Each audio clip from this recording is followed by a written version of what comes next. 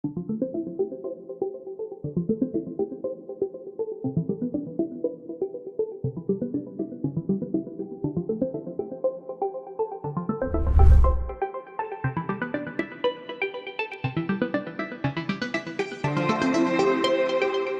noches, estimados doctores, un gran saludo para todos. Buenas noches, doctor Jiménez. Complacido de estar nuevamente con ustedes y de poder compartir las buenas prácticas y las novedades en este mundo tan apasionante como lo es el ultrasonido.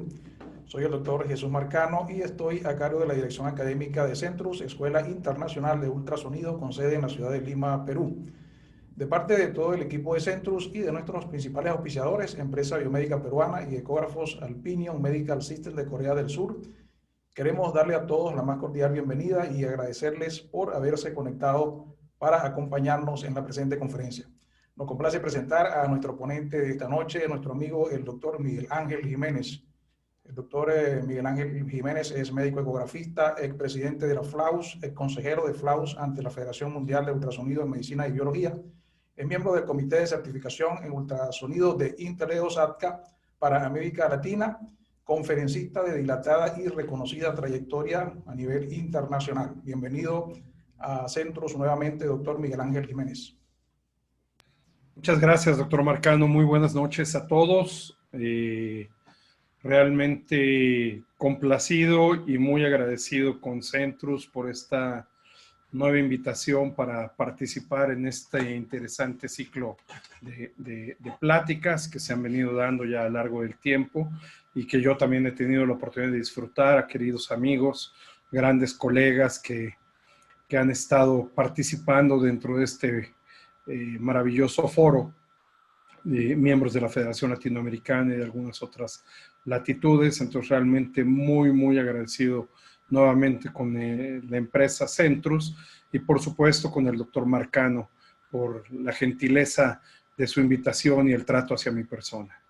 Bueno, pues nuevamente muy buenas noches a todos ustedes. Como les estaba yo comentando, miembro de la Federación Latinoamericana de Sociedades de Ultrasonido y profesor de la misma, expresidente de ella, ex miembro consejero ante la Federación Mundial de Sociedades de Ultrasonido.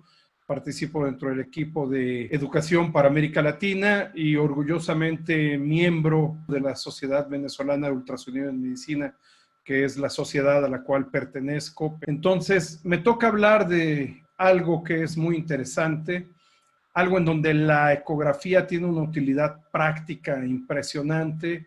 Es muy bonito el abordaje que se puede tener del dolor en el cuadrante inferior derecho del abdomen y por lo tanto es interesantísimo hablar del papel de la exploración ultrasonográfica que podemos nosotros tener y cómo vamos a abordar este tipo de dolor. En ocasión anterior que me habían invitado hace casi un par de meses, habíamos hablado de dolor en cuadrante superior derecho del abdomen. Realmente van muy ligados los cuadrantes y este tipo de dolor. Y precisamente lo que es cuadrante superior derecho y el dolor en cuadrante inferior derecho van muy aparejados, a veces incluso dolores irradiados, no sabemos si es epigástrico, si es del flanco, si es exactamente de la fosa. Esto es muy importante y constituye un aspecto interesantísimo para estar platicando con todos ustedes. Ahí están los 4 cuadrantes, les he dejado a ustedes los 4 cuadrantes, sin embargo, quisiera que ustedes vieran un poquito y analizaran ellos, pero sobre todo enfoquémonos en el cuadrante inferior derecho, porque si no nos vamos a perder y definitivamente son muchísimos temas como para poderlos ver. Cuadrante inferior derecho, ¿qué podemos tener? Apendicitis, divertículo de Meckel, divertículo scal, adenitis mesentérica, neurisma roto de la arteria abdominal, hematomas de pared abdominal y otras patologías de pared abdominal, litos ureterales, abscesos del psoas, hernias inguinales encarceladas o estranguladas, la propia enfermedad pélvica inflamatoria, que al menos hernias y enfermedad pélvica definitivamente requieren ser capítulos de estudio completamente aparte, al igual que endometriosis y gestación ectópica rota. Entonces, imagínense todo lo que tenemos. Ahí está enumerado en una forma más amplia para todos ustedes. Y entonces yo tendría que decirles cuál es el tipo de paciente que nosotros tenemos necesidad de explorar, necesidad de abordar para que sepamos qué es lo que debemos de hacer. ¿Ok? El dolor en el cuadrante inferior derecho del abdomen puede ser causado por una gran cantidad de condiciones. Entonces, edad, sexo y condiciones generales del paciente tienen que ser consideradas, son muy importantes para poder establecer las posibilidades diagnósticas. La historia y examinación tienen que enfocarse a establecer los probables diagnósticos diferenciales. Y entonces tenemos que poder encontrar una descripción para características tales como aparición aguda o crónica del dolor, si hay un malestar generalizado, fiebre, si existe o no sintomatología urinaria, sintomatología intestinal, y es muy importante establecer si se trata de abdomen agudo. Pero por supuesto, si el paciente que nosotros enfrentamos resulta que es un paciente femenino, tenemos que pensar en una serie de características muy importantes y por supuesto que tenemos que pensar desde la edad del paciente, ¿sí? Por supuesto tenemos que hacer una pequeña anamnesis del aparato ginecológico y poder establecer posibles escenarios que pudiesen estar causando este tipo de dolor. Solo para que vean esto, cuando tenemos un dolor de tipo grave, constante, generalizado, punitivo, puede ser una pancreatitis aguda, una trombosis mesentérica, intestino estrangulado, si bajamos un poco, y vean ustedes, ahí aparece gestación ectópica. Cuando hay un dolor repentino o agudo, infarto al miocardio, pancreatitis, úlcera perforada, cólicos biliares, cólicos renales, cólicos ureterales y también los aneurismas rotos. ¿Sí? Cuando hay un dolor gradual, constante, pero que a veces tiene aparición repentina y aguda, colecistitis aguda, colangitis aguda, hepatitis aguda y por supuesto apendicitis, salpingitis, diverticulitis y nos podríamos regresar al embarazo ectópico y evidentemente a una cantidad importante de patologías de orden ginecológico que pudiera estar presentando la paciente en dado caso de ser sexo femenino. Todo esto además englóbenlo y si quieren lo trasladamos al escenario pediátrico en donde podríamos hablar de muchas cosas, quizá yo no soy el más categorizado, tenemos a tremendos ecografistas y radiólogos pediatras como el doctor Pedro Uncel, la doctora Tibaire, etcétera, grandes colegas que ya han participado acá y que por supuesto al hablar de pediatría nos podrían enseñar muchísimo. La sintomatología. Hay algo que yo siempre comento y creo que debemos de puntualizar mucho y permítanme hacerlo en este momento. Lo más importante de nosotros es que somos médicos, tenemos una formación clínica y antes de intentar hacer un diagnóstico tan solo por la imagen, debemos de recordar todos estos preceptos clínicos, enfocarnos en ellos y de ahí orientar lo que nosotros vamos a buscar con nuestro transductor para poder obtener el mejor diagnóstico. Entonces, hay que preguntarle al paciente el sitio de dolor, si el paciente señala con un solo dedo una región puntual o difusa donde se originó el dolor, si la aparición es repentina o gradual, es de tipo continuo o intermitente, si puede describir la naturaleza del dolor, si es punzante, ardoroso, presiona, punitivo, etcétera. Y por eso es bien importante, como decía uno de mis grandes maestros, tenga en cuenta el lenguaje corporal y el uso de la mano que del paciente. Existen factores que le agraven o disminuyan, si irradia hacia algún lado la posición. Recuérdense que en muchos dolores agudos el paciente adopta una posición en gatillo. Entonces esto también es importante. Recordar algo de la historia médica pasada, hacer una pequeña investigación sistemática. Si él nos puede orientar y hablar de fiebre, disuria, condiciones ginecológicas o que orienten a la patología obstétrica como amenorrea, ¿sí? Polimenorrea, etcétera. El apetito, si hay modificaciones en el peso, el comportamiento intestinal, cómo es la orina, si el paciente está tomando o no algunos medicamentos y también, por supuesto, la historia familiar que puede ser relevante. Hay que verificar varios signos, si el paciente está consciente, en shock, febril, disneico, y aunque estemos hablando de dolor en cuadrante inferior derecho del abdomen, recordar ictericia, que también es importante. Es importante anotar los signos vitales, temperatura, frecuencia cardíaca, ritmo, intensidad, presión sanguínea, o por lo menos que nos lo informen a nosotros si tenemos personal auxiliar, ¿verdad? Y la metodología es muy, muy importante. Es importante que el examinador deba de adoptar una posición confortable. El equipo de ultrasonido deberá estar adecuadamente calibrado y equipado con al menos 2 transductores, convexo abdominal de 3.5 a 5 MHz, lineal de 7.5 a 14 MHz, que nos permitan penetración mediana y profunda, pero también, si fuese necesario, valdría la pena contar con un tercer transductor que fuera de tipo endocavitario y que al menos tuviera una frecuencia de 6.5 a 9 MHz. Recuerden que ahora tenemos transductores multifrecuencia. Pero aquí tenemos algo muy interesante que no voy a tocar porque recientemente lo hizo un queridísimo amigo, el doctor Leandro Fernández, que él nos habló de algo que ya se venía hablando hace mucho, el estetoscopio del futuro, y que ahora la realidad es que nosotros vemos, ¿sí?, a través del ultrasonido, y en este momento tenemos ultrasonidos muy pequeños que pueden ser cargados en el bolsillo y que nos permiten hacer lo que es la metodología Insight Ultrasound, o sea, en el lugar, en el sitio, junto al paciente, ¿sí?, o lo que se llama Focus Ultrasound también. Entonces, realmente esto es interesantísimo. A mí me tocaron las épocas en las que iba yo arrastrando el tremendo equipo de ultrasonido hacia el área donde estaba el paciente, sobre todo si era un paciente en estado de shock,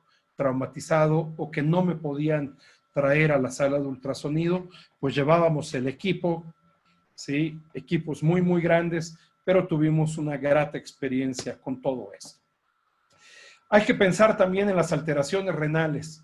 ¿Por qué si estamos hablando de dolor en cuadrante inferior derecho del abdomen? Precisamente la patología renal puede impactar en la región inferior, ¿sí?, a nivel de ureteros y riñones, y esto también es súper, súper importante, ¿sí? Y solamente recordando por ahí algún caso del que ya no encuentro en este momento las diapositivas, ¿sí? Teníamos una paciente con dolor en cuadrante superior derecho, pero la patología estaba completamente abajo.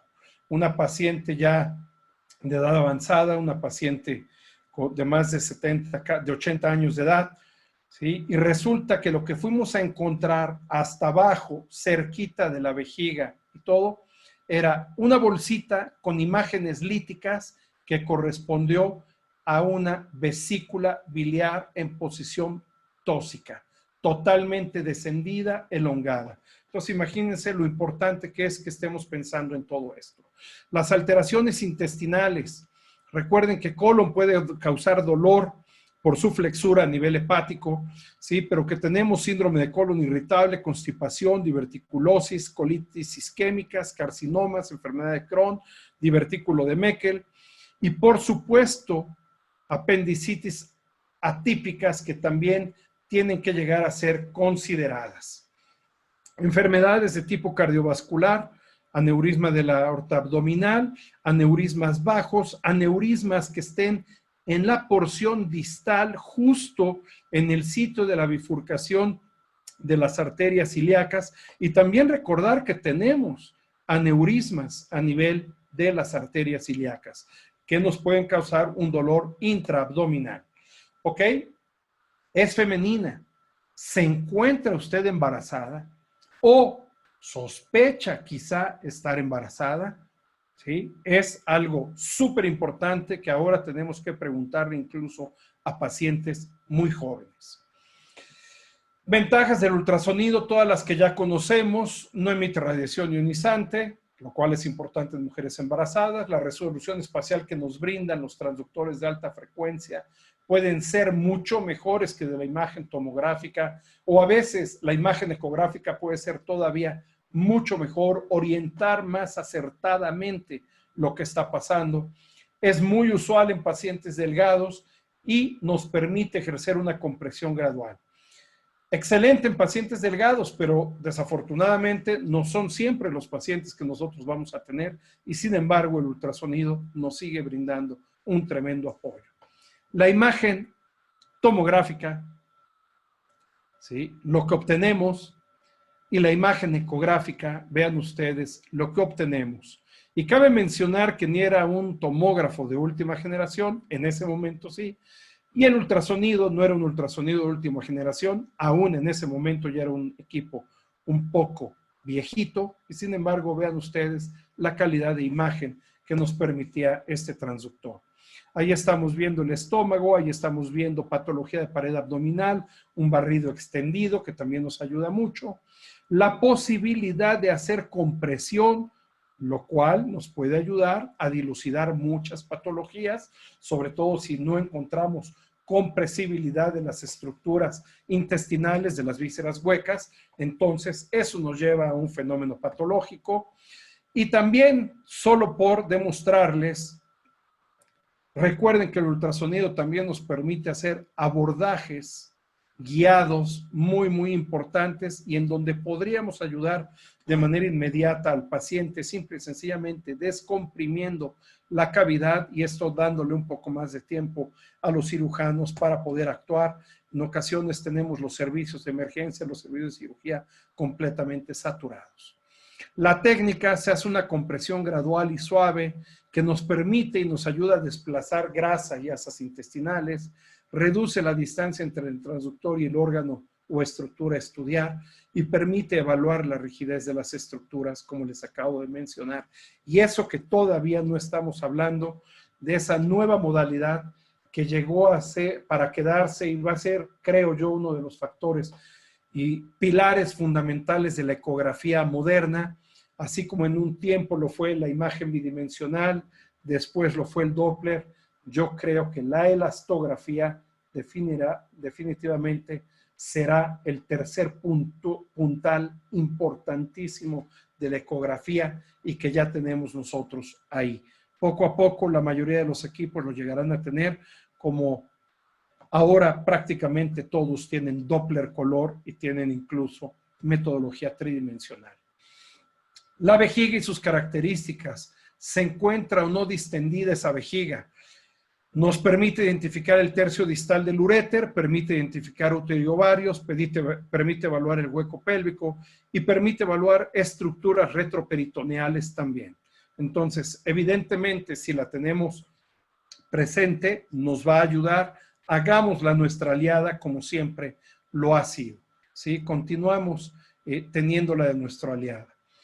Y si hay un transductor endocavitario, el transductor endocavitario también nos permite llegar a evaluar estructuras ginecológicas, evaluar el apéndice, divertículos, abscesos en la región de Douglas, abscesos pélvicos, presencia de colecciones en cavidad abdominal, sobre todo en colecciones pélvicas, y por supuesto, patología de orden vesical, ¿sí? Y por lo tanto, patología de orden ureteral que se encuentre en el segmento inferior. Esto es muy importante. Podemos hablar de muchas técnicas para evaluar y hacer el rastreo. Todos ustedes se las saben. No me voy a detener mucho en este momento para hablar de ellas, pero lo más importante va a ser, dependiendo el tipo de transductor y el sitio al que nosotros estemos intentando llegar. Vamos a áreas profundas, vamos a áreas medias, vamos a áreas superficiales, porque también hay patología superficial, o definitivamente nos enfocamos a la parte ginecológica y quizá ginecobstétrica. Entonces, pensar que la patología intestinal es generalmente visible debido a que el intestino muestra una pared engrosada e hipoecoica que contrasta con el tejido graso a su alrededor, que es francamente hiperecoico. Sabemos muy bien que el gas contenido a nivel intestinal puede ser nuestro enemigo, pero miren lo que ha pasado a nivel de pulmón. Ahora el aire, el gas a nivel pulmonar, se ha convertido totalmente en nuestro aliado, ¿ok? Entonces, cambiemos nuestra forma de pensar. Pensemos nosotros, dependiendo la patología que trae el paciente, la condición en la que viene, y si estamos encontrando patología aguda en ese cuadrante inferior derecho, si tenemos un punto de McBurney doloroso y si lo encontramos también ecográficamente.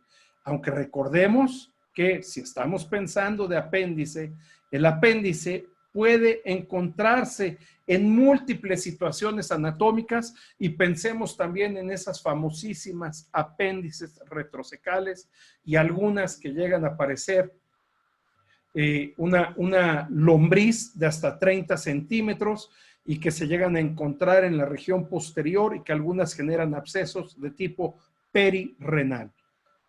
Eso se lo pueden preguntar a cirujanos experimentados como nuestro queridísimo amigo Jorge Rabat, que también nos habla de todo esto.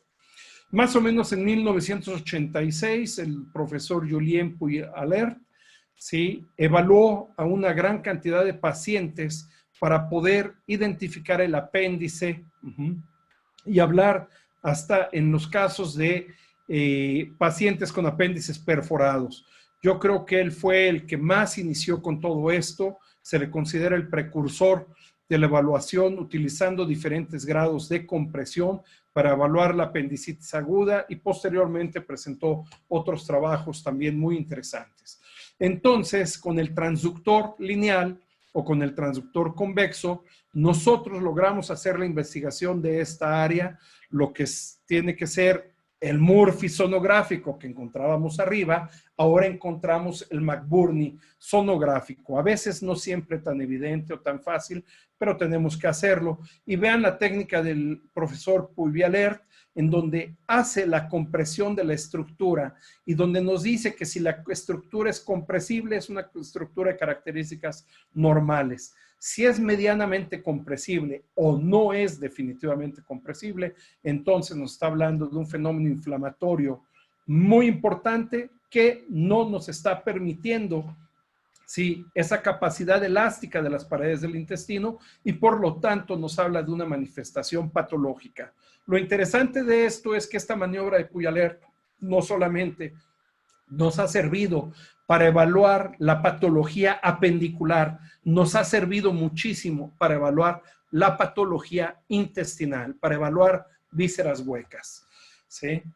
El apéndice normal es compresible, su pared es menor a 3 milímetros de grosor, con un diámetro menor a los 7 milímetros, se habla de 2 a 6 aproximadamente, con una luz virtualmente pequeña que puede contener una discreta cantidad de líquido o gas, que nosotros ahí la podemos estar viendo, y que vean ustedes cuando se hace la maniobra de compresión, cómo se logra deprimir totalmente esa pared. La apendicitis aguda es en su fase inicial. Recuerden que dependemos mucho del estadio anatomopatológico. Nos puede dar una obstrucción luminal, una distensión luminal, puede tener una fase de isquemia e incluso ser acompañada por una infección bacteriana. Pero no solo eso, podemos encontrar algunas imágenes en su interior y a veces imágenes ecorefringentes o hiperecoicas. La hiperecoica va a ser una imagen brillante que no necesariamente nos dé sombra sónica posterior, pero la ecorefringente precisamente dice eso, refringe, ¿sí?, totalmente el sonido y por lo tanto proyectará una sombra sónica posterior muy importante. A la ultrasonografía, esta apéndice no es compresible, el lumen puede tener líquido o no, el espesor global aumenta, va arriba de los 6 milímetros, 7 milímetros hasta en el 88% de los casos. La pared del diámetro aumenta a los 3 centímetros. Hablamos de esa imagen hiperecoica del apendicolito, en donde las series son muy variadas. Hay quienes dicen que solamente se presentan apendicolitos en el 8% de sus series y hay quienes hablan de hasta un 35% más o menos en ellas. La forma es redondeada y al Doppler se demuestra vascularidad. Así que el Doppler sigue siendo también un aliado sumamente importante que debemos hacer, utilizar si es posible el Doppler de amplitud que nos va a permitir ¿sí? Mayor señal, mayor perfusión de la señal. Por lo tanto, también debemos de saber manejar bien todas las características de nuestro equipo Doppler y muy importantemente saber en dónde está la frecuencia de repetición de pulsos, bajar nuestra frecuencia de repetición de pulsos para que podamos tener una imagen adecuada, que no sea una imagen artefactual ni una imagen saturada, la que logremos.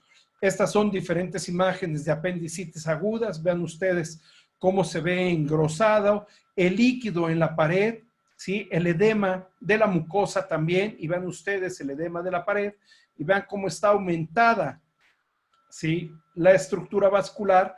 Por lo tanto, sabemos todos que el apéndice muestra una hiperemia, ¿sí? En sus paredes y en su capa serosa.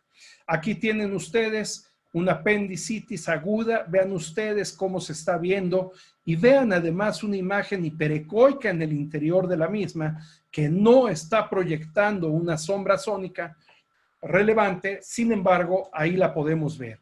Y vean esta otra apéndice que es muy grande, muy larga, incluso con perforación al final de la misma, ¿sí? Y vean ustedes que estamos utilizando una modalidad muy interesante que es el barrido de amplitud. Cuando nosotros iniciamos a estudiar ecografía, teníamos los equipos modo B estático. Esto es algo muy semejante, pero con una gran calidad de imagen y ahora con una alta profundidad nos permite obtener estas imágenes. Nuevamente, imágenes de apendicitis aguda. Vean ustedes el corte longitudinal, el corte transversal, un apéndice secal. Vean a ustedes cómo se encuentra y vean ustedes la hipervascularidad que nos está logrando demostrar. Una apendicitis aguda, muy interesante el caso. Vean ustedes, líquido, cómo lo estamos identificando, las paredes, pero ¿por qué hay tanto líquido en su interior? Porque hay una imagen ecorrefringente con proyección de sombra sónica posterior a ella, ¿sí? Que está obstruyendo la luz apendicular y eso ha provocado todo este problema. Entonces tenemos un crecimiento muy importante, ¿sí? Con líquido en el interior del apéndice y abajo estamos identificando perfectamente bien nosotros, ¿sí? La vascularidad de ese apéndice. Otro apéndice, transductor lineal, pero en este caso, ¿qué es lo que estamos utilizando? Estamos utilizando la modalidad que nos presentan también muchas máquinas en las cuales se puede abrir como un prisma, se puede abrir el haz del transductor. Tenemos una muy buena superficie de contacto, pero el campo lejano se amplía muchísimo. En algunos le hablan como virtual convex. A mí no me gusta tanto esa descripción de algunas empresas porque realmente no es un convexo, pero vean ustedes cómo nos permite tener una mayor amplitud a la profundidad y vean además las magníficas imágenes que podemos tener.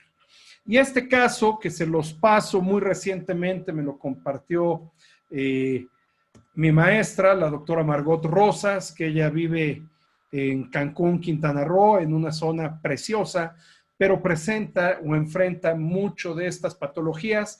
Ustedes ven que están con una luminosidad importante las imágenes. Bueno, me hizo favor de mandármelas apenas hace unos días cuando ella sabía que iba a presentar esta charla y las tomó directamente de la pantalla de su equipo. Pero vean ustedes, ese salchichón que se ve ahí corresponde al apéndice.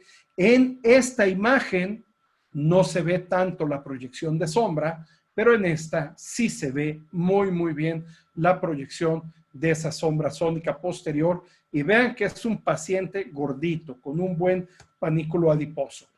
Y estas imágenes acá de un caso también un apéndice sumamente dilatada, prácticamente necrosada su pared, la imagen ecorrefringente en el interior y vean ustedes, ¿sí? Cómo se ve un apendicolito. En los estadios tardíos puede haber necrosis y ahí es cuando la capa submucosa no es identificada o se aprecia francamente interrumpida ¿sí? Con lo cual tenemos el riesgo de perforación inminente, ¿ok? Y a veces también engrosamiento de la capa grasa aledaña a ella, ¿ok? Entonces es muy importante que nosotros veamos si existe, ¿sí?, perforación, absceso y por lo tanto desencadene toda una peritonitis. Entonces podríamos encontrar, ¿sí?, una ecogenicidad apendicular aumentada, una masa compleja o una colección líquida, o puede ser una colección líquida saturada por ecos homogéneos tenues o ecos de diferente densidad, la que encontremos alrededor del apéndice, en el hueco pélvico, corriendo hacia la corredera parietocólica, etc. Y muy raramente endoflebitis de la vena porta, que también se ha reportado. Entonces vean ustedes el apéndice, vean la colección, vean todo esto, que ya es un absceso periapendicular. Vean acá también las imágenes, algunas son muy viejitas, de hace muchos años, pero se guardan con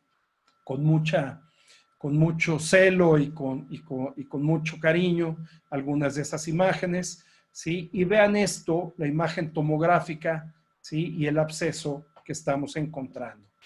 Otro absceso periapendicular que estamos encontrando, y este que es muy reciente y corresponde a un paciente que yo tengo muy cercano porque es uno de los vigilantes que está aquí afuera de mi consultorio.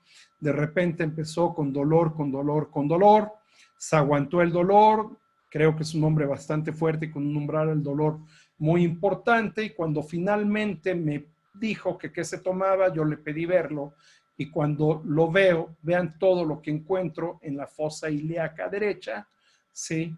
Y vean todo este tipo de tejido, todo este tipo de material, y precisamente iniciando esta pandemia, lo mandamos al hospital, a un hospital muy grande que hay aquí en la zona sur, lo recibieron, lo operaron, y a las 12 horas lo estaban dando de alta porque no lo querían en el hospital, dado que estaba llegando una gran cantidad de pacientes con COVID. Ok, un absceso alto, este es el riñón derecho.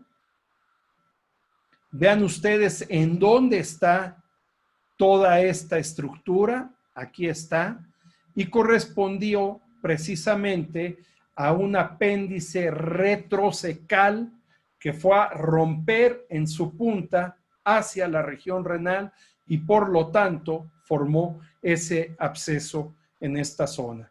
Así que vean ustedes lo que tenemos que estar pensando. Abscesos pélvicos. Creo que varios han logrado ver abscesos pélvicos, a veces como consecuencia de procedimientos quirúrgicos, pero también pueden ser formados como consecuencia de varios tipos de patologías, como pueden ser patología intestinal, que puede ser precisamente patología de origen apendicular, en procesos diverticulares, los divertículos rompen, en patologías como pueden ser alteraciones del ilio, ¿sí? También los podemos encontrar en abscesos que se forman ante una enfermedad de Crohn, de la cual ya vamos a hablar, y también, por supuesto, tenemos que pensar en abscesos de tipo tubo ováricos que podríamos encontrar en esta región. ¿Hay dificultades al momento de ver el apéndice? Sí. Cuando hay una gran capa muscular y una gran capa grasa, cuando hay mucha resistencia por parte del paciente, cuando hay muchísimo gas intestinal, y hay que tener paciencia, hay que tratar de desplazar las asas intestinales, ¿sí? El apéndice también lleno de aire, como el que están viendo ustedes aquí abajo, una neumatosis ha causado y por lo tanto no se logra a veces ver muy bien. Cuando hay apéndices extremadamente dilatados, como el que habíamos visto y que se puede confundir con un asa intestinal, hay que tener paciencia, hay que ver que no hay movimiento. Es uno de los preceptos más importantes cuando se está haciendo evaluación de vísceras huecas. Esperar un tiempo para ver si hay o no peristaltismo. Y si lo hay, ¿qué tipo de peristalsis es la que estamos enfrentando? ¿Ok? Porque puede ser aperistáltico, puede haber una hiperperistalsis, una peristalsis aumentada, pero también podríamos tener una peristalsis en choque que está ahí en vaivén, que está chocando esa peristalsis, también es muy importante para hacer el diagnóstico, ¿ok? Si hay inflamación distal focal y, por supuesto, si existe perforación. ¿Cuándo falla el ultrasonido?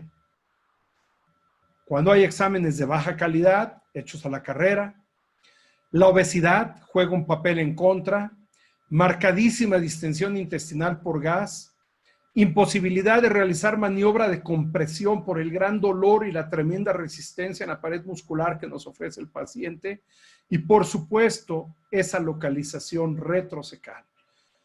Pero sobre todo tendríamos que hablar de quizá la falta de pericia por parte del operador, del evaluador. Entonces, bueno, esto es un capítulo también muy interesante de platicar. La enfermedad de Crohn, acuérdense que nos afecta en la última porción del intestino delgado, la primera porción del intestino grueso, algunas otras áreas del intestino grueso. Los pacientes con enfermedad inflamatoria de esta región ileocecal del Crohn cursan generalmente con un proceso crónico.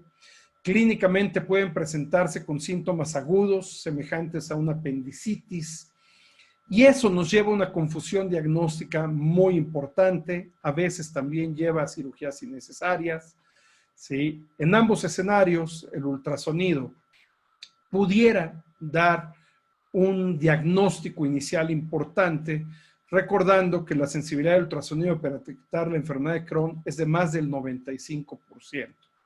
Pero para poder lograr esto, hay en primer lugar que tener en cuenta que existe esta enfermedad, estarla pensando cuando tenemos un paciente con dolor en esta región, tenerlo como una alternativa, ¿sí?, ante el diagnóstico de apendicitis, no pensar que la apendicitis es el único diagnóstico que se puede hacer en esta región. Y entonces, además, ir adquiriendo experiencia para poder visualizar estas imágenes. ¿Ok? Entonces, todo esto nos ayuda.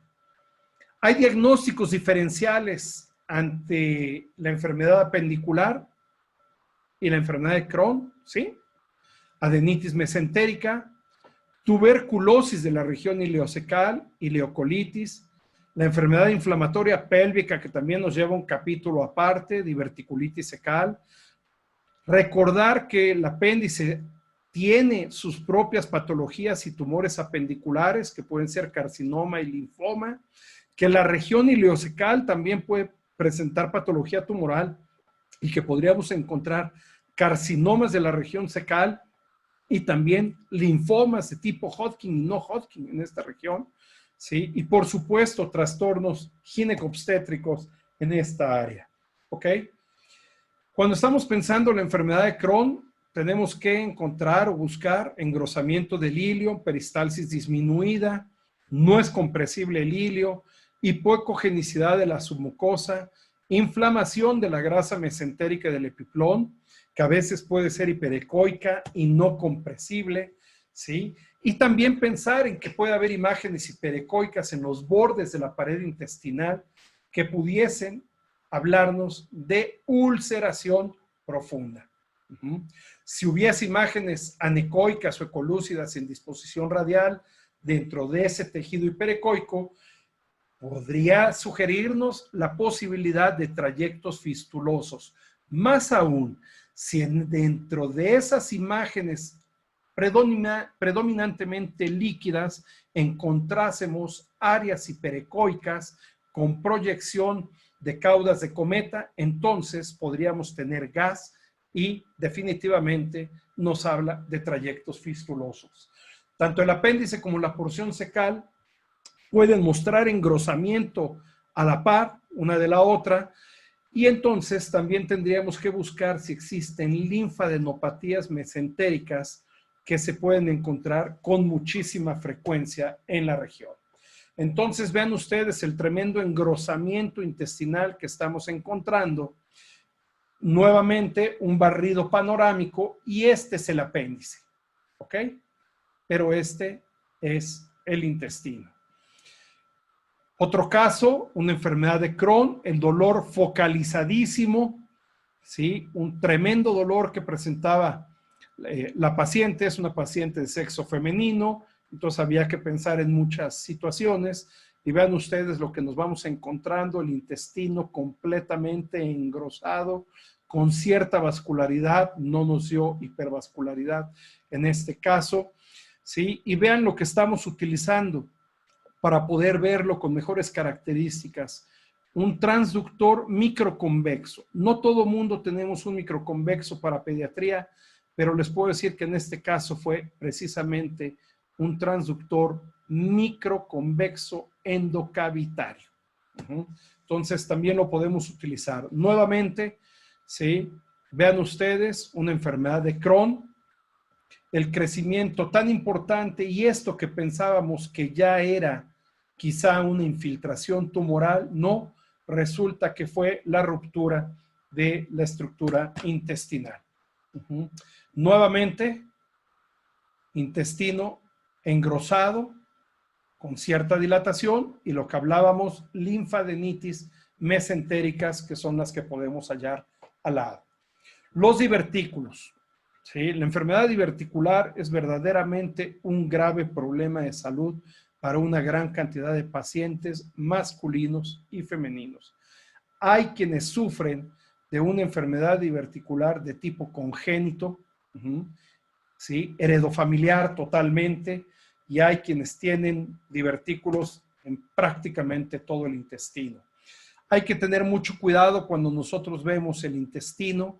Veamos nosotros esos bordes que estamos viendo con contenido ecogénico en el interior, la mucosa, y aquí estamos viendo nuevamente, sí, divertículos. Esto es tema de otro tipo de presentaciones, ¿sí? Cuando hablamos también en los casos de alteraciones de las vísceras huecas, pero por supuesto impactan en esta región de la fosa ilíaca derecha, dolor en cuadrante inferior derecho del abdomen, y este caso, cortesía de nuestro queridísimo amigo el doctor Edwin Cruz Colón, quien es un verdadero experto y tiene una habilidad impresionante para identificar patología apendicular, patología cecal y patología intestinal. De veras ha adquirido una habilidad impresionante, y vean ustedes las imágenes que él me manda de alguna de las tantas guardias que él hace en el hospital en el que trabaja en Puerto Rico. La linfadenitis mesentérica, aparentemente de origen viral, típicamente se presenta en niños, rara vez en adultos jóvenes. Sí, puede mimetizar muchísimo los síntomas de la apendicitis, y hablando por ahí con algunos médicos, pues ellos, pediatras urgenciólogos y cirujanos pediatras, pues sí, comentan que han entrado a operar a pacientes por patología apendicular, y a la hora de la hora lo que hay es una linfadenitis mesentérica. Entonces, mucho cuidado con esto. Hay que aprender a ver los ganglios, hay que evaluarlos. Eso también es una charla que en algunas ocasiones damos, que aunque yo la he enfocado fundamentalmente desde el punto de vista cervical, en la región del cuello, recordemos que todo nuestro cuerpo tiene una gran cantidad de nódulos linfáticos y debemos de aprender a verlos. Así que toda la primera parte de esa charla que doy es solamente la evaluación del ganglio linfático, esté donde esté, y es útil en cualquier área del cuerpo. Entonces, ahí queda en el aire por si algún día le interesa al doctor Marcano que hablemos de ello.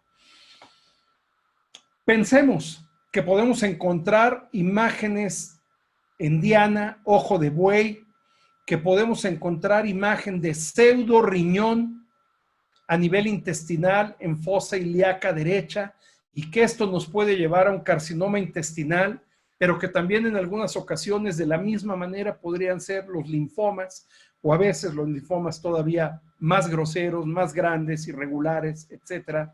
Y vean ustedes, al haber visto esto, que definitivamente no es el riñón, que es a nivel intestinal, fosa ilíaca derecha, estamos obligados a subir y buscar en hígado, y vean la imagen que encontramos, que ya correspondía a una lesión de tipo metastásico.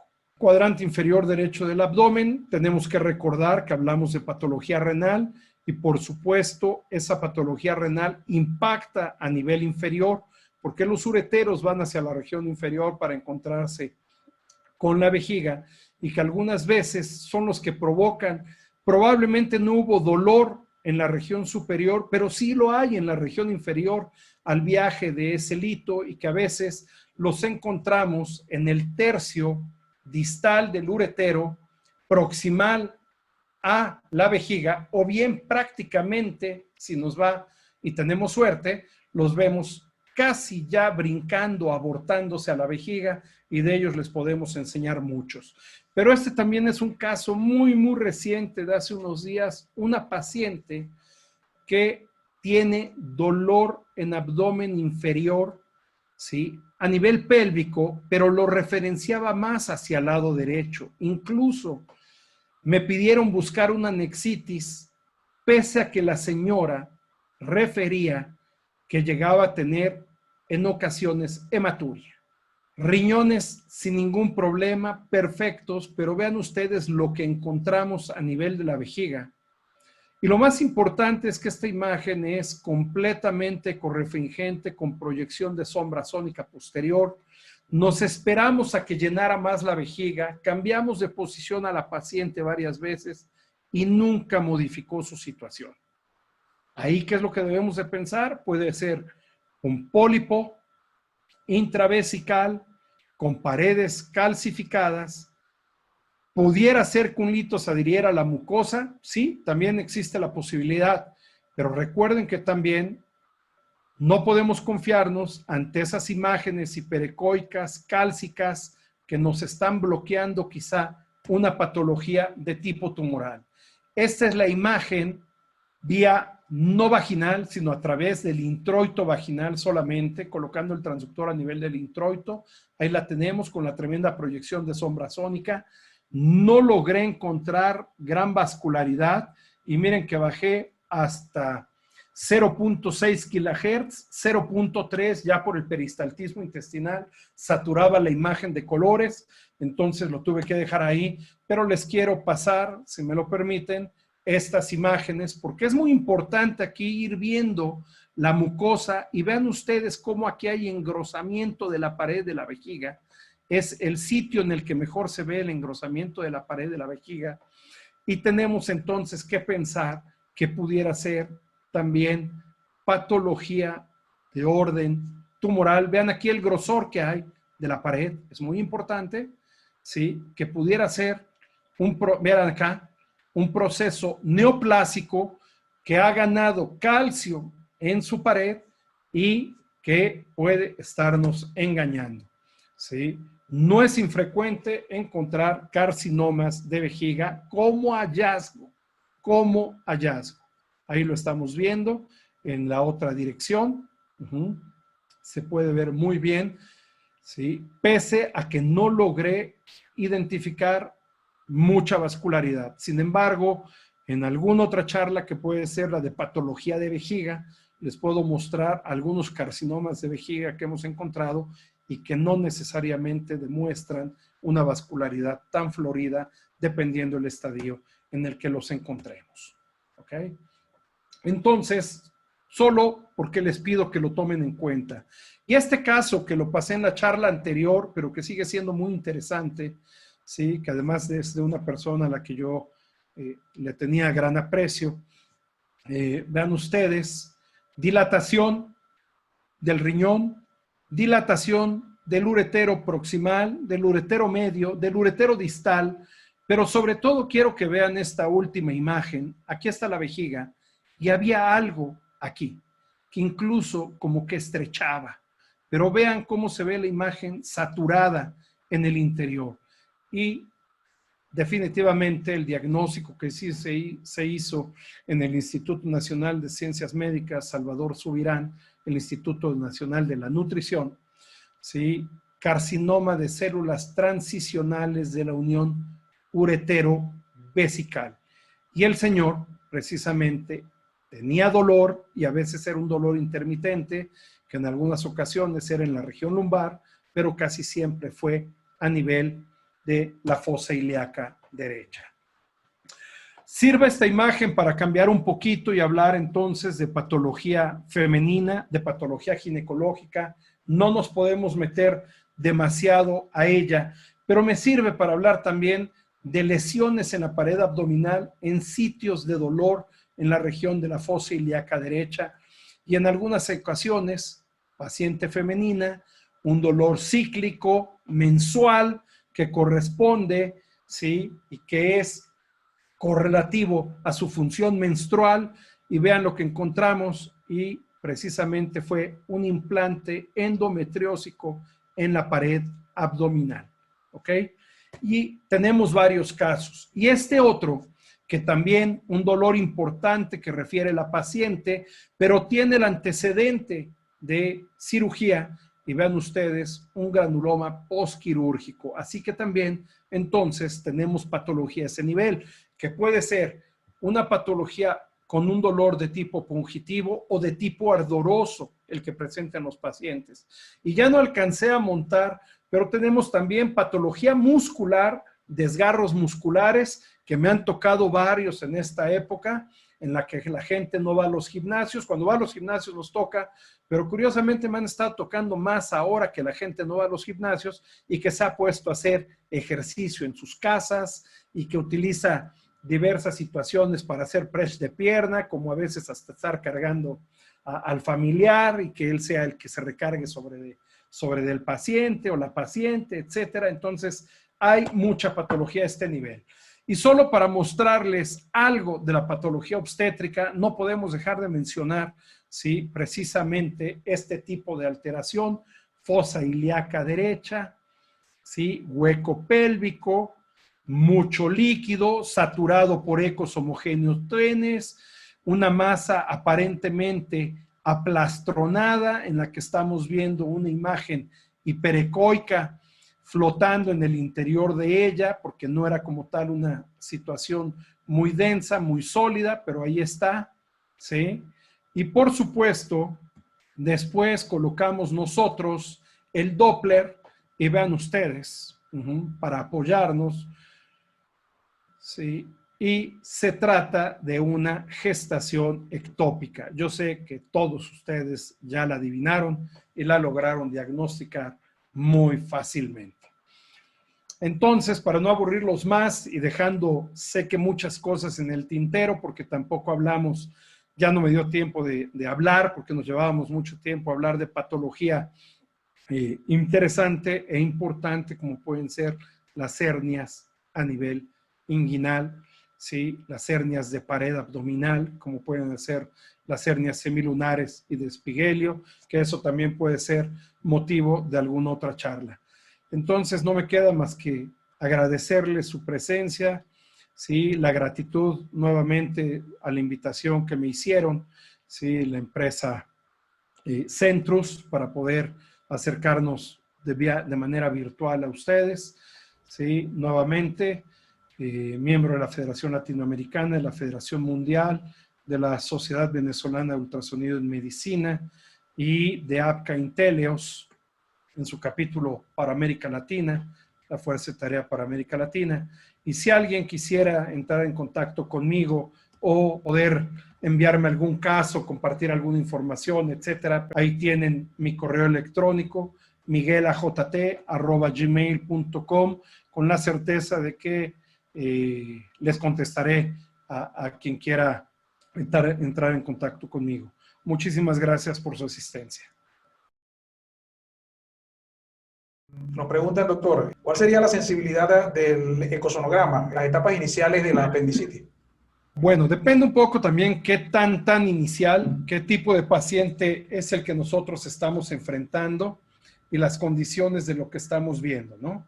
Entonces, no siempre va a ser en etapas tan tempranas que lo podamos ver. Depende del paciente que nos ha llegado y las condiciones, pero la sensibilidad se ha reportado ya como bastante alta, ¿sí?, cerca del 90%, cuando se hace por un médico con experiencia. ¿Qué método de preparación recomienda, doctor, para el paciente previo a la realización del ecosonograma abdominal? Estamos hablando de un área y de patología fundamentalmente aguda. Si pensamos en patología crónica, realmente no requerimos ningún tipo de preparación, salvo en algunas ocasiones y si fuera necesario. Hay pacientes en los que es importante darles algún medicamento antiflatulento para que eliminen la mayor cantidad de gas posible, y eso ya es en una segunda evaluación cuando lo vamos a identificar, y muy raramente, muy raramente enemas. Realmente creo que con el tipo de ecógrafos que ahora tenemos, podemos hacer el abordaje de los pacientes casi siempre. Sobre todo, no tenemos mucha chance de hacer muchas cosas y muchas preparaciones si nos llegan con una patología aguda. Pensemos en eso.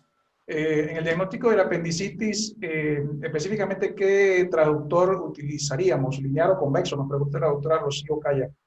De entrada le podría yo decir algo, doctora, utilice el que tenga, porque en ocasiones solamente tenemos un convexo. Pero si puede tener lineal y convexo, úselo. O sea, use uno y otro. Depende del tipo de paciente que esté enfrentando. Si es un paciente muy gordito, con gran panículo adiposo y todo, creo que todos vamos a empezar siempre con el transductor convexo. Pero si es necesario, utilice el lineal. Pero también si tiene la fortuna de contar con un transductor microconvexo para pediatría, o bien tiene la fortuna de contar con un transductor endocavitario, utilicen, no tengan miedo de utilizar el transductor endocavitario por vía abdominal. Una de las grandes mentiras que siempre nos vendieron y que todavía mucha gente cree, piensa que el transductor endocavitario solamente se utiliza para ver patología ginecológica y para ver embarazos en el primer trimestre. Les puedo decir que yo lo uso por vía abdominal, incluso a veces para ver embarazos en tercer trimestre. Todo depende qué es lo que voy a ver. Recuerden que la profundidad focal que tienen los transductores endocavitarios es de aproximadamente hasta 7 centímetros de penetración. Entonces lo uso a veces para revisar placenta, para descartar cretismos placentarios, cuando estoy hablando de cuestiones obstétricas. Pero yo puedo utilizar el transductor endocavitario con microconvexo a nivel transfontanelar, lo tengo que utilizar a veces a nivel de cuello, en áreas superficiales, y si es necesario utilizarlo a nivel abdominal, también. Yo no dudo que ustedes, alguno de ustedes haya tenido pacientes demasiado delgados, que tienen una vesícula biliar pegadísima a la pared abdominal y que a veces con el transductor convexo no lo logramos ver bien, a menos que entremos por tiros intercostales. Pero si ustedes colocan el transductor endocavitario, obtienen una imagen preciosa. Y si no, traten de ver la vesícula biliar en niños. Entonces, utilicen todas las herramientas que estén a su alcance. Claro, con la objetividad adecuada y suficiente de saber hasta dónde llego y para qué me sirve. Pero a veces nos llevamos unas sorpresas increíblemente hermosas.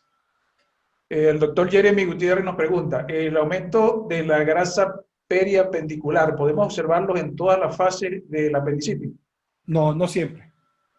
No en todas las fases y no en todos los pacientes. ¿Sería posible identificar la válvula ileocecal?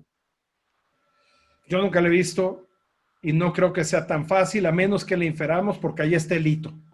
Otra pregunta, en un paciente con múltiples cirugías, doctor, que desconoce si tiene apéndice o no, ¿cómo diferenciaríamos la apéndice del muñón apendicular? No es fácil. Definitivamente no lo sabemos, porque ni siquiera usted sabe si ese apéndice existente sea retrocecal. A veces nos queda un trabajo muy arduo, muy difícil, porque llegan los pacientes y no saben bien de qué los operaron. Y todavía se la voy a poner mejor al médico que haya hecho la pregunta. Es mujer. Y la paciente no sabe si le quitaron el ovario y la trompa de falopio y de paso se llevaron el apéndice, o si tenía una patología apendicular y aprovecharon y se llevaron la trompa de falopio y el ovario. Y quizás recuerden, aprovecharon porque estaban comprometidos, porque hay un absceso que está ahí afectando toda el área y que bien puede hacer un absceso tubovárico que afecte el apéndice y que el cirujano considere y crea necesario llevársela de una vez. Muchas veces no es fácil, o sea, digo, es una pregunta muy buena e interesante. Y cuando empezó con un paciente con múltiples cirugías, yo pensé que iba a decir, ¿y por dónde lo abordamos? Porque a veces quedan unas cicatrices espantosas, terribles. Pero mejor se lo voy a poner al médico que hizo la pregunta. Fíjese que el paciente tiene múltiples canalizaciones y usted tiene que evaluar el área. ¿Cómo y con qué lo abordaría, doctor? ¿Tiene transductor convexo? ¿Tiene transductor lineal? Y tiene un endocavitario. Tiene 3 opciones para abordarlo. Y a veces, créanme, que el mejor abordaje puede ser iniciarlo con el transductor microconvexo. Porque además el paciente todavía va mejor. Tiene una herida abierta.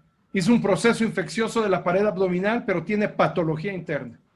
Y sin embargo, los médicos están confiando en usted para que les diga qué hay. Es interesante lo que podemos ver y cómo tenemos que enfrentar a los pacientes a veces. Pasamos a otra pregunta, doctor. En el caso de adenitis mesentérica, ¿cuál sería el hallazgo principal? Las imágenes que les mostré, pequeñas imágenes ovoideas hipoecoicas, ¿sí? Que se encuentran arracimadas, muchas de ellas, ¿sí? Y de las cuales a veces podemos o no investigar si tienen flujo, dependiendo la profundidad, dependiendo el transductor que estoy manejando, dependiendo el tipo de equipo y dependiendo la sensibilidad Doppler que tenga. Ya. Otra pregunta. El doctor Manuel Alejandro Milano pregunta, ¿sería correcto utilizar el término de maniobra de Bloomberg ecográfica? Doctor, me agarró en foul, no recuerdo cuál es la maniobra de Bloomberg, perdón. Pero sí les puedo decir algo. Si estamos haciendo abordaje por vía endocavitaria y queremos ver patología y más de la patología, recuerden que tenemos algo que es, ¿sí?, la técnica bimanual. Por supuesto que colocamos la mano libre, la que no está tomando el transductor, la tomamos a nivel abdominal y hacemos una compresión hacia abajo que nos sirve muchísimo en la evaluación de la endometriosis profunda, y que la otra mano no está adentro, que realmente nuestra mano termina siendo el transductor que tenemos colocado a nivel endocavitario, ¿sí? Entonces, eso también se vale y lo tenemos que hacer muchas veces. Y es muy interesante lo que obtenemos. Otra pregunta, ¿qué valor tendría el hallazgo de líquido laminar interasas en fosa ilíaca derecha, doctor? Puede no tener ningún valor. Puede ser un hallazgo, puede haber una pequeña cantidad de líquido a nivel de la cavidad abdominal, en asas intestinales, una pequeña, o sea, ¿cuánto líquido estamos encontrando? ¿De qué condiciones viene el paciente? Es muy, muy ambiguo hablar de eso. Puede no tener ningún valor o puede ser la señal más importante que estemos encontrando y la primera que nos oriente a tener que buscar otros problemas. A veces puede ser que esté yo encontrando tan solo un poquito de líquido y estoy obligado a buscar de dónde proviene ese líquido. A veces ese líquido, estoy hablando de fosa ilíaca derecha, y hay ocasiones en que algunas pacientes tienen líquido en hueco pélvico y hacia la fosa ilíaca y se va entre las asas y simple y sencillamente ovularon. Pero también pudiera ser el primer indicio de otro tipo de patologías. Pero también en enfermedad pélvica inflamatoria podemos encontrar líquido en hueco pélvico y que se va hacia las asas. ¿A qué nivel lo estamos encontrando? Es muy interesante. O puede ser que esté encontrando líquido a nivel del hueco pélvico y ¿qué creen? Que la patología sea superior. Y acuérdense que cuando encontramos líquido en hueco pélvico y que pudiéramos estar pensando en una gestación ectópica, que no estamos demostrando, tenemos que subirnos a buscar el hígado, porque existe una tumoración, que es un adenoma, que puede sufrir también ruptura espontánea. Entonces, encontrar líquido en la cavidad puede no ser nada y puede ser un hallazgo impresionantemente valioso. O sea, ese líquido, más ¿qué más sintomatología tiene mi paciente? Otra pregunta, doctor. ¿Podría recomendarnos alguna posición para mejorar la visualización en pacientes con sospecha de apendicitis, en pacientes obesos? Esa pregunta yo se la he hecho a gente verdaderamente experta, como la doctora Margot Rosas y como el doctor Edwin Cruz y algunos otros, y prácticamente que siempre prefieren el decúbito dorsal. En muy pocas ocasiones les ayuda el decúbito lateral, casi siempre decúbito dorsal. Otra pregunta, ¿alguna característica que nos permita diferenciar, doctor, el plastrón apendicular? ¿no? Los plastrones son muy interesantes. Recuerden lo que les acabo de mostrar del embarazo ectópico. Se pueden llegar a encontrar ustedes una imagen sólida, heterogénea, polilobulada o irregular, que esté ahí y que pueda ser un plastrón adherencial, que puede ser por un ectópico roto antiguo o que puede ser por patología apendicular.